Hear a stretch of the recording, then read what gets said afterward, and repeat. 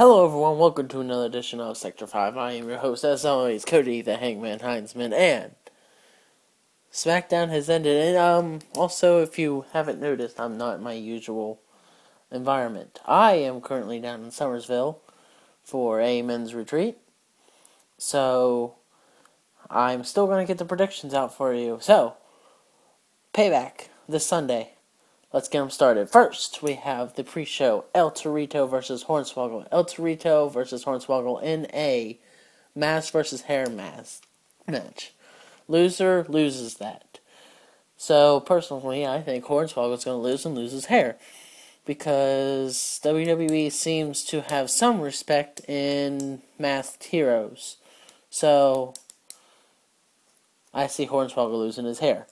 Next match we have is Alexander Rusev versus Big E Langston. This is a match I'm excited for. I personally think Big E could potentially take out Rusev, but I sort of think Rusev's going to win it. But it's going to be a better match than other matches Alexander Rusev's been in. You know, R-Truth and Xavier Woods, there was no way they could win it. Kofi, sadly, I know he couldn't take him. And, of course, Zack Ryder, that is sort of a joke nowadays. So, there's that. Next up, we have Paige versus Alicia Fox for the Divas Championship. I don't think Paige is going to lose it. And my view on Alicia Fox nowadays, I think she's been around Caitlyn a little too much. I mean, AJ a little too much. I don't understand what's going on with it. Alicia Fox, why she seems to be flying off the handle lately. But that's my view on that. Next match we have is Sheamus versus Antonio Cesaro for the United States Championship. And as I said earlier, not home, so I can't hold up titles. I'll hold up invisible things. Okay, United States Championship. I see Sheamus retaining it, but there's a good chance that they want to give it to Cesaro. So, I don't know. I mean, with Paul Heyman in the corner, there's a good chance. But there is a 100% chance that Paul Heyman's going to remind us about the Undertaker streak being defeated. Right? Right. Anyways, that's all with that one, I have to say. Next we have is Bad News Barrett versus Rob Van Dam for the Intercontinental Championship. I don't think Bad News Barrett is going to lose it. I don't see where WWE is going to give Rob Van Dam title again because I don't know how long he's going to be around. I mean, he went away for a little while because he needed personal time to cope with everything that's going on, but who knows how much longer Rob Van Dam's really going to be around. So I don't see Bad News Barrett Bad News Barrett losing his title.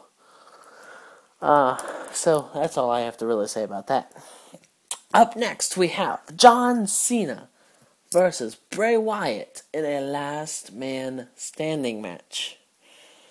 So we look at the first match, WrestleMania. John Cena wins. Then he loses the steel cage match at the last pay-per-view, Extreme Rules. Which, something that was brought to my attention, which I thought I'd bring to you guys' attention, John Cena's never lost at Extreme Rules, but he lost recently at Extreme Rules. So there's another streak that has been broken. But anyways, just thought I'd bring that one to your attention. In this last man standing match, yes, the rest of the Wyatt family is going to be a factor, but we all know John Cena's probably going to have the Usos in his corner, so it's really going to be somewhat more of a one-on-one competition. And the way I could see someone winning it is using duct tape or using handcuffs or something where someone can physically not stand up. Like they've done in the past. It's happened. So, either way, I can see that one happening.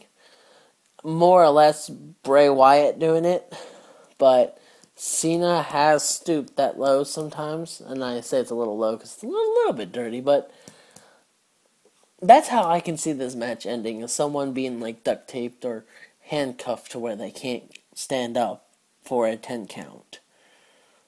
Because John Cena will never give up, and Bray Wyatt is a psycho. So, that's my opinion on that. So finally, we have The Shield versus Evolution in a no-holds-barred elimination tag team match. So basically, Evolution Shield can't get eliminated for being in the ring too long and everything, so it's just gonna be a full out brawl. It's gonna be a fight. And I can see Batista being the first one eliminated from Evolution. Potentially Ambrose getting eliminated. Then Seth Rollins. And then Roman Reigns taking the win. And beating Orton and Triple H. So, that's what I can view with that one. So, that is all the matches, but there is one more thing that needs to be brought to attention. Daniel Bryan has a decision to make. He can give up his titles, or he can continue working, and Brie Bella could potentially be fired. What's my view on that? I sort of seeing Brie potentially quitting.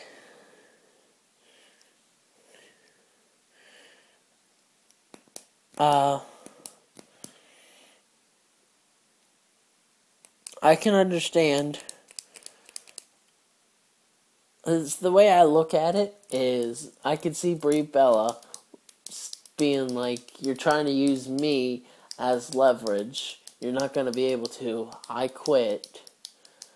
And Daniel Bryan's going to get to hold the titles. And potentially Kane getting involved. Most likely. But we pretty much know that Brie Bella will potentially get a chance back at some point. But anyways, that's all for Payback. As always, you can put what you predict or your thoughts on everything in the comment section below. And as always, I'm Cody Heinzman, and that's just how it is.